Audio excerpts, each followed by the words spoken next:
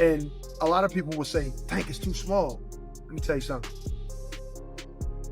Anybody that gets in the ring with Tank that is not a damn dinosaur is gonna feel something from him. And it ain't gonna be easy to hit him. Got boxing IQ.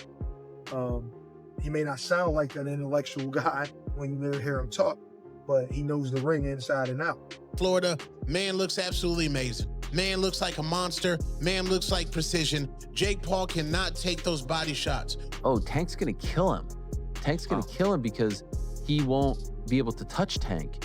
And then It's kind of like the Tyson thing again, though, right? Like when there was it reminded me of that, but it also reminded me of like, oh, in barbershops across the world, people, or at least the country, people will talk about this and be like, oh, Tank's gonna kill him because he will not get hit. The boxing world is buzzing as Gervonta Tank Davis appears in the best shape of his career, ahead of his highly anticipated fight with Jake Paul. Recent training footage shows him unleashing explosive combinations on the heavy bag, each punch landing with precision and purpose. His sharp footwork, tight defense, and relentless energy have impressed both fans and experts, who say Tank looks more focused than ever. His conditioning, speed, and composure suggest that he's preparing for something serious, sending a clear message that this isn't just another payday, but a statement fight.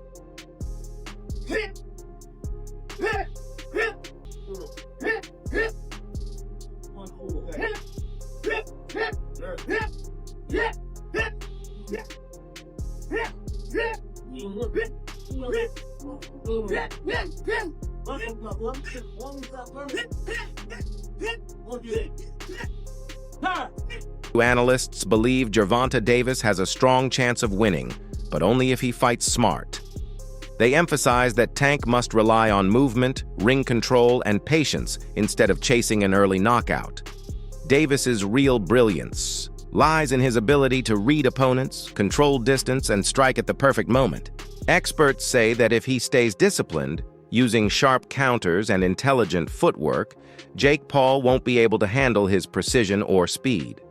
While Tank's knockout power gets most of the attention, it's his defensive awareness and counter-punching that truly make him lethal.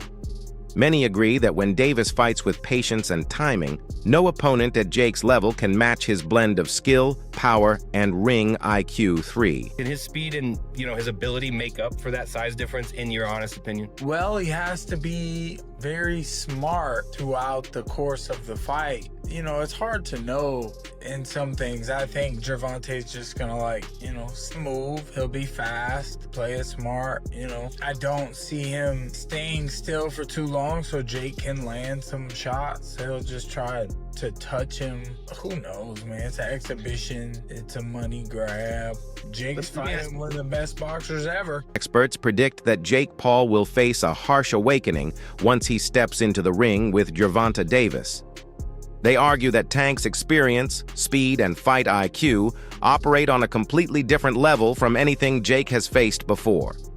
Jake's past opponents may have had strength, but none possessed Davis's timing or ability to exploit tiny openings. Analysts believe that once Tank connects cleanly, the power difference will be too much for Jake to handle. They describe Jake's defense as raw and predictable, while Davis's precision allows him to calculate every move and strike with purpose. The consensus among experts is clear. If Tank lands flush, Jake won't have the defense or endurance to recover, setting the stage for a sudden, brutal knockout.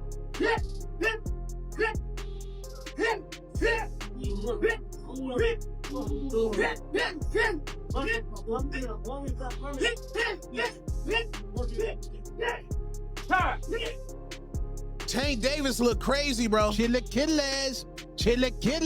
Gervonta Tank Davis hitting a heavy bag in preparation for his Jake Paul fight November 14th down there in Florida.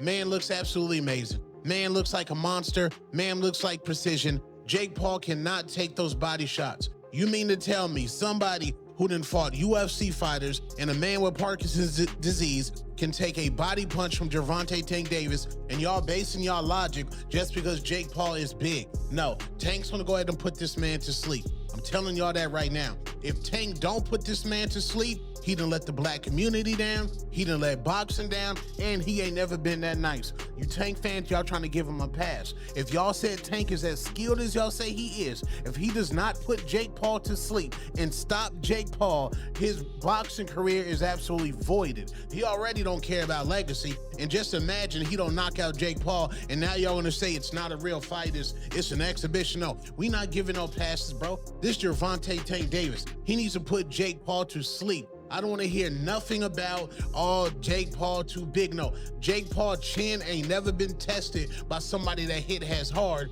as Gervonta Tank Davis. Tank should put this man to sleep with ease. I'll say that respectfully. If you don't put him to sleep, a 2-pack of ass. That shit stink. That's a 2-pack of ass at the highest level. And it's a musty energy at the highest level. Get it together. Get it together. Tank looks amazing. That's the Chilla Killer. Chilla Killers. Chilla Killers. The issue of weight has become one of the biggest talking points ahead of this fight.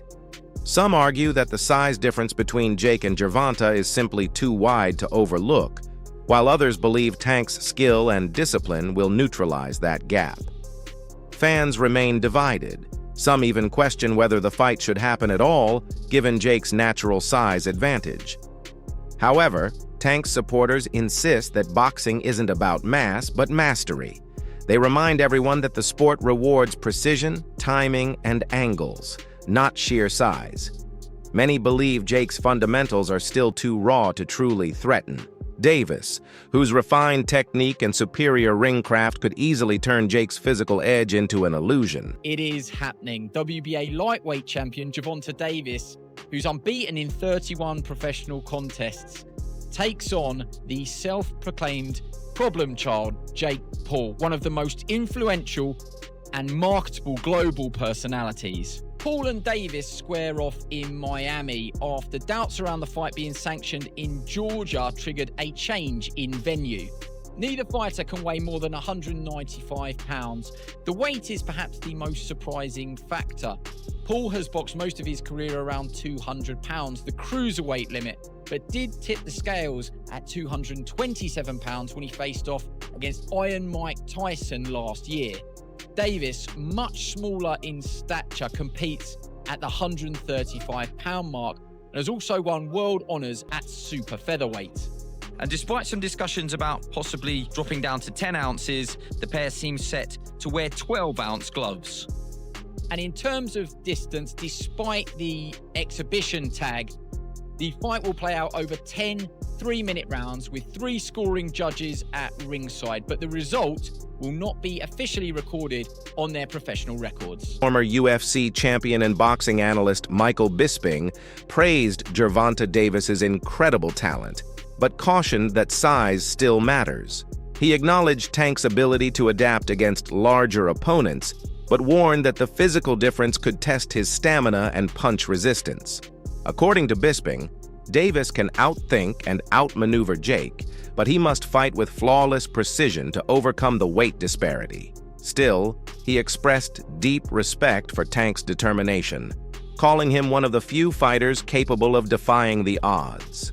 Bisping concluded that while Jake's size advantage is real, Davis's technical brilliance and mental sharpness could still carry him to victory if he executes the perfect game plan. Out there taking on Mike Tyson that's pushing 60 years old, for crying out loud, but at the same time pretending to be like this badass motherfucker, sending me DMs talking. He offered me a contract a long time ago, and I was like, what are you doing? I'm a retired fighter and I've got one eye.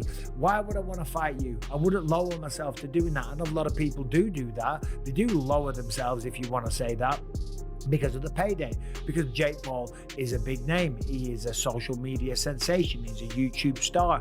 And now, of course, in the world of boxing, he's one of boxing's biggest stars because he puts on these spectacles like Paul versus Tyson, like Nate Diaz, because these are the fighters, these are the names that attract the eyes. Jake Paul is the B-side to almost every single one of his fights. When he fought Nate Diaz, people were tuning in for Nate Diaz. His last fight against Cesar Chavez Jr., apparently no one watched that fight. Apparently the pay-per-views were ridiculously low. So this one's going back to Netflix on November 14th, and it's an exhibition bout.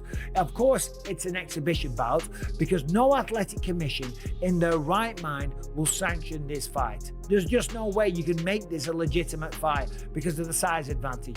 Typically, this would be very, very dangerous and someone could get really hurt. If Jake Paul was to swing as hard as he could and connect and wobble him and hit him many, many times and not knock him out with the bigger gloves and the concussion possibilities and the brain rattling around inside the head and Jake Paul just teeing off at him as hard as he could, it's dangerous. That's why fights like this can't get sanctioned. That's why this is a exhibition bout and not a real matchup. Now listen, they're both going to get paid tremendously. They're going to make a ton of money and a lot of people are going to tune in and watch it on Netflix. Fair play.